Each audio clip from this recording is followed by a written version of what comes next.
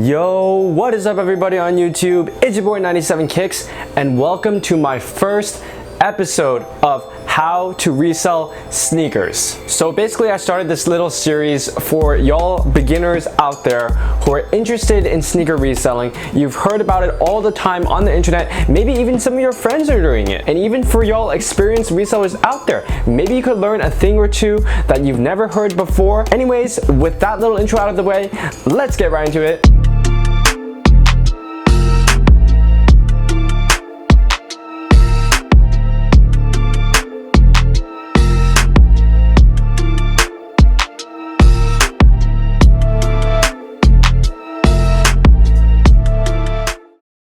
Alright guys, so today's episode 1, is going to be how to choose the right sneaker to invest in. And quick disclaimer out there, take all my advice with just a little bit of grain of salt, just because it is your own money, so invest at your own risk. So y'all experienced resellers out there, you've probably heard of this term called wearability. And basically that's just how wearable a sneaker is. So for example, you have an OG Jordan such as the Jordan 1 Chicago, and this sneaker is a very wearable sneaker. I mean, you could pretty much wear this with anything just because it is such a clean colorway, white, red, black. You can wear this with jeans, you could wear this with joggers, you could wear this with cargo pants, and you could pretty much wear this with anything and it would look really good. As opposed to another sneaker maybe like the Jordan 1 Biohacks. I mean, those are not a very wearable sneaker. It is just way too many colors going on, it just looks way too crazy. And what percentage of people could actually pull that sneaker off in an outfit? But first things first, the sneakers that I personally invest in exclusively are pretty much just Jordans. Just because Jordans are such a timeless classic.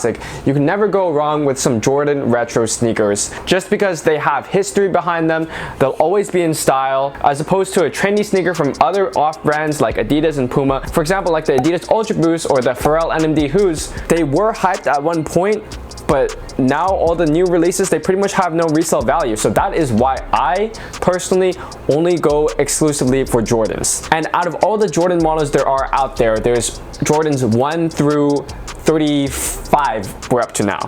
And out of those 35 Jordan models, the ones that I only consider are the ones that Michael Jordan actually wore. So that's Jordans 1 through 14. So you narrowed it down to 1 through 14.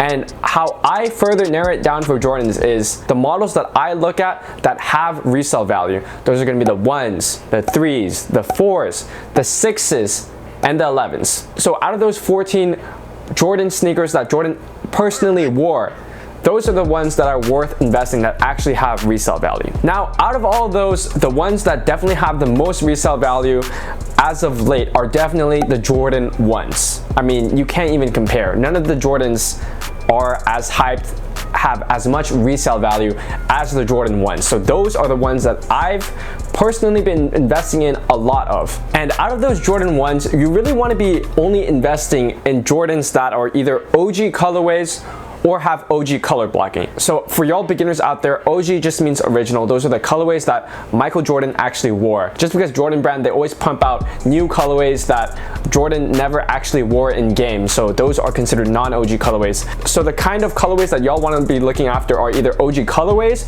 or OG color blocking. And let me show y'all what I mean by that. So here we have the Jordan 1 OG High Chicago. And this one, it's an actual colorway that Michael Jordan actually wore. So this sneaker has a ton of hype, a ton of resale value, especially after the documentary The Last Dance dropped, where it showed Michael Jordan wear this sneaker a ton. This sneaker absolutely skyrocketed and it's at like $1,500. So this is a crazy sneaker. If I had invested in these when they first came out, I'd be sitting on a pile of cash right now. At that time, I didn't know much about sneakers and I definitely did not have the capital to invest in these. And so what I mean by OG color blocking is, here we have the Jordan 1 Court Purples. These recently released back in April, and this sneaker has the exact same color blocking as the Jordan 1 Chicago. You can see that all the panels on the Chicago where it's red, on the Court Purple, they just replaced it with purple. So this is what I mean by OG color blocking, guys. And the court purple ones, these were a fantastic investment when they first came out. I remember I didn't hit on these on the sneakers app. I took L's for getting these for retail. But even if I had paid resell for this Jordan 1 court purple, it would have been a fantastic investment, because this size 8.5, I bought for $240. And now they're going for over $300 in only a matter of a couple months. And I may have even gotten a better deal on them if I had bulk bought them instead of just buying one individually. So guys, this is what I mean by OG color blocking. Another factor to look into is that the Jordan 1, it comes with 3 different sizes. It comes with the Jordan 1 OG high, that's how it originally comes out in. And it also comes with the Jordan 1 low, which is a low top variant of the Jordan 1. And it also comes in the Jordan 1 mid, a mid top variant of the Jordan 1. So normally how sneakerheads look at it is that they always have the highs at the very top, and then second place is the low, and then third place is the mids, just because the highs are the original cut that Jordan actually wore.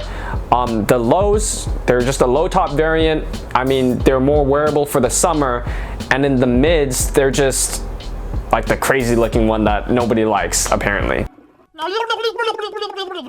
But why I share this with y'all is because maybe you don't have that much capital starting out for investing in sneakers, right? Maybe you don't have that much capital to go out and buy 20 pairs of court purple ones at $240 each. That is actually quite a bit of money.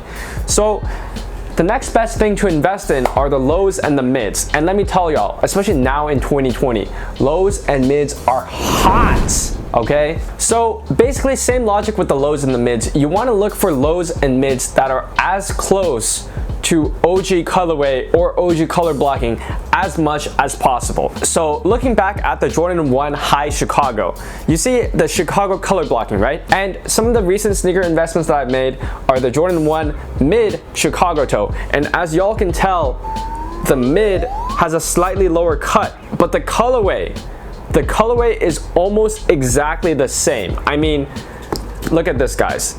Just replace this black outsole with the red outsole of the Jordan 1 Chicago, and replace the black toe box of the Jordan 1 Mid Chicago with the white toe box of the Jordan 1 High Chicago, and you literally have a Chicago. And this sneaker I bought for retail. These were sitting for the longest time, $115 plus tax, so $125. And this sneaker is going for over $1,500. And so you can tell why this sneaker would skyrocket to match the price of an unattainable sneaker that a lot of people actually consider as Resell Sneakers. And the other sneaker investment that I made that is very similar to the Jordan 1 High Chicago are these, the Jordan 1 Mid Chicagos. And as you guys can tell, these are extremely close to the Jordan 1 High Chicago. And you pretty much replace this white heel over here with red, and you literally have a Jordan 1 Chicago colorway. And let me tell y'all, these two sneakers have increased in price a lot, and they have the potential to do even more. So another factor that you need to look into is the size of the sneaker. So for each Jordan model, there's going to be a different size range that's the most profitable. But let's just look at the Jordan 1 for now. So for Jordan 1s, typically the grade school sizes do really well as small men's sizes. So those sizes are 7.5 to 9.5 in men's. Those are the sizes that are the most desirable because they increase in price the highest historically. So when you guys invest in Jordan 1s, make sure to either invest in grade school sizes or small men's sizes, 7.5 to 9.5. But for the other Jordan models, this trend isn't as obvious just because they aren't as hyped as Jordan 1s. Jordan 1s are definitely the most hyped Jordan model right now. But I would say still try to stick with the smaller men's sizes, 7.5 to 9.5. But yeah, guys, that's pretty much it of How to Resell Sneakers episode 1. And if you liked it, don't forget to smash that like button down below. Don't forget to hit that subscribe button if you're new here. And also, what should episode 2 of How to Resell Sneakers be about? Leave a comment down below. And it's been your boy 97 Kicks, and we out, y'all.